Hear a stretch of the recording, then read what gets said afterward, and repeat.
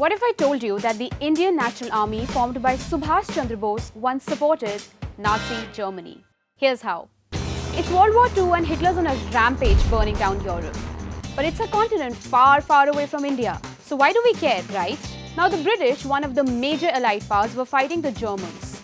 The Indian sepoys in the British Imperial Army were inevitably pulled in. लेकिन अगर सिर्फ यही पे बात खत्म हो जाती तो क्या ही था? अब एक तरफ थी Indian army under the British rule and दूसरी तरफ थी the Bose led Indian National Army उर्फ INA उर्फ आजाद हिंद फौज.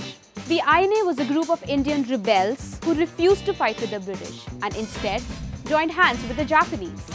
A Bollywood movie to use this historical setting is Vishal Bharadwaj's Rangoon. The movie gives us an INA loyalist in Shahid Kapoor as Nawab Malik. INA declared that an internal enemy, that is the British colonizers, was worse than an external enemy, that is Germany. Netaji Subhash Chandra Bose met both Hitler and Japanese leaders, offering them the INA support against England and the USA. Hello, Nazis.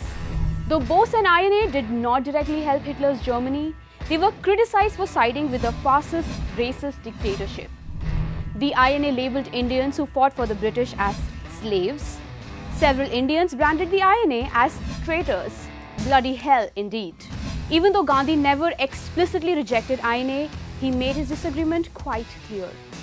In such a scenario, if you were in INA, were you a patriot? Even if it meant you were on Hitler's team?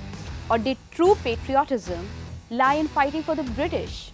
Back then in the 1940s, who was a true Indian and who was the anti-national?